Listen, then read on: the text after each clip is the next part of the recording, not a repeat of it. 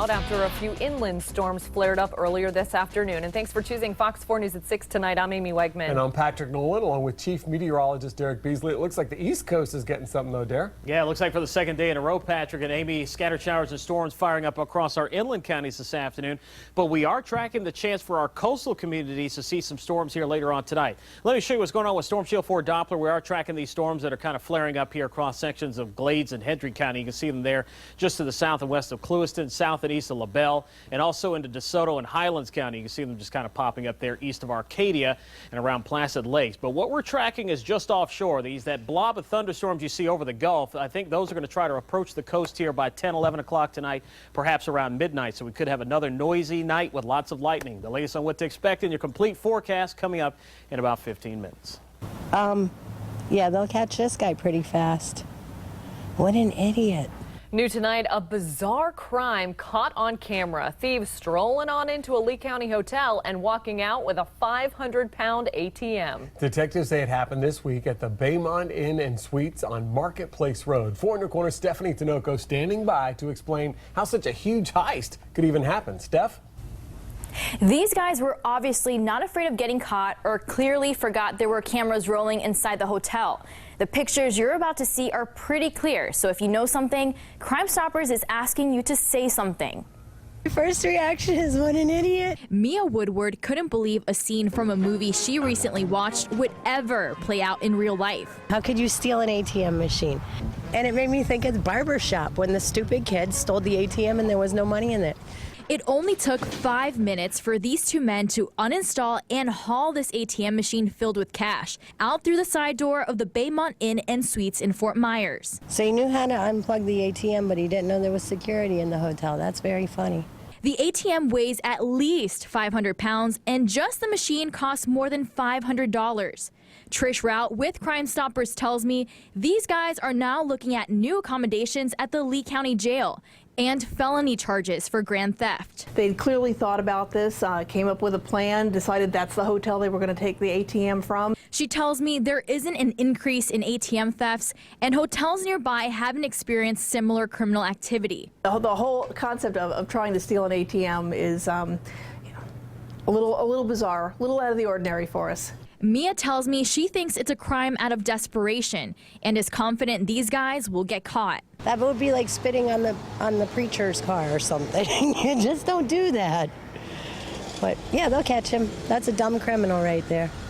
If you recognize these men or suspect you saw them with the stolen ATM machine, Crime Stoppers wants to hear from you. You don't have to give your name, but may be eligible for up to a $1,000 reward. The number is 1-800-780-TIPS. In the studio, Stephanie Tinoco, Fox 4. In your corner. All right, thank you, Stephanie. Well, newly obtained cell phone video is showing us more about how a bizarre police chase ended on Monday night in Cape Coral. In that video, you can see flames, suspects running after they ram a getaway car, which was a stolen police vehicle, right into a pole. That suspect, David Fernandez, still in the hospital tonight, recovering from his injuries, and he'll be taken straight to jail once he's well enough. And tonight, Fox 4 is digging deeper and finding out this crash is leading Cape Police to go ahead and re-examine some of their policies. Deborah Souverain is at police headquarters to show you what she's found. Deborah? Amy and Patrick, I've gone through this 10-page incident report that details what happened Monday night and how the suspect managed to escape police custody and get behind the wheel of a volunteer police car. And now the Cape Police Department is going over their procedures to make sure an incident like this never happens again. You can see flames in this cell phone video showing how the chase ended, a chase Cape Police say never should have happened. This is very out of the norm. We have to stop and look and see what happened. What happened after an officer arrested David Fernandez and put him in the back of a locked patrol car? He escaped by kicking out the window. Was it a question of a problem with what the officer did? Did the officer fail to do something? Was it a question of our policy not being correct? And do we need to make a change to our policy?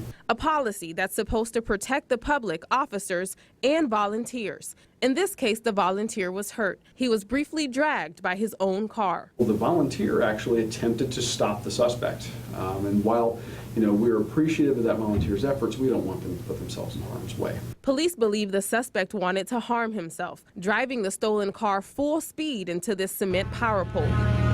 They say Fernandez told EMS workers he, quote, wanted to kill himself. The report says he also admitted to drinking before it all went down. It's absolutely taking a small situation and making incredibly bad decisions. Bad decisions that could have been avoided, according to police. Now, Fernandez was initially arrested for driving with a suspended license, a minor offense compared to the long list of charges he's facing now, 15 in total. He's still in the hospital at this moment, recovering from his injuries. Reporting from the Cape Coral Police Department, Deborah Souverain, Fox 4, in your corner. Okay, thank you, Deborah. Just in tonight, a Naples man pleading guilty in federal court to conspiracy to commit mail fraud and money laundering. 35-year-old Weisler Sirius is facing 20 years in prison for each count. He is the fourth person to plead guilty in this case following a 2-year investigation dubbed Operation Fraudulent Pain. The investigation busting 5 unlicensed chiropractic clinics in Collier County that received more than $2 million in fraudulent personal injury protection payments. Happening tonight, the 2 remaining men charged in the murder of Dr. Teresa Severs of Bonita Springs receiving updates on their cases today. Her husband, Mark Severs, and Jimmy Rogers, both pleading not guilty to first-degree murder. If convicted, they face either life in prison or the death penalty. Prosecutors say Mr. Severs hired both Rogers and Curtis Wright to kill his wife for her life insurance money last summer. Meanwhile, Severs' attorney says the constant media scrutiny this case is getting might make it impossible for him to get a fair trial, and that could compel them to ask for the trial to be moved to another county. And it's important to see everybody in all these different uniforms come out and show up.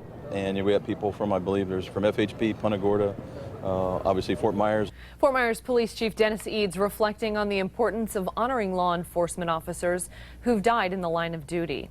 For Your Corner's Malcolm Johnson attending an annual celebration today meant to show appreciation. He joins us now from the River District with more. Malcolm? I want you all to take a look around me. You see the hundreds of men and women all in uniform, and every day they put on that uniform and make a sacrifice to defend our community. Well, today they took a second to honor those who have fallen in the line of duty. Deepest honor to those of our officers. Whether suited up in green or in blue, the colors didn't matter as politicians, community members, and law enforcement saluted the fallen in red with a rose. Donnie Fuel lost his brother in the line of duty. And in 1983, on March 16th, he responded to a domestic violence complaint. As he exited his patrol car, he was shot with a 12-gauge shotgun. March 16th, 1983. As Donnie accompanies his mother lying a rose next to his name today, he says they'll never forget that tragic day 33 years ago. He lost his life that day, and part of us went away that day. You never get over it, you just kind of get used to it. Getting used to death doesn't come easy, but it comes with the risk these officers face when they put on their badge. Law enforcement remains a very dangerous business, and we see this playing out time and time again in the streets across the country. So, we take it very seriously, and this is just a time for us to pause and reflect. And reflect is what these first responders did with each name called. Trooper Joseph P. Bertrand. Every song sung. Here's an answer. And each shot fired in this 21-gun salute.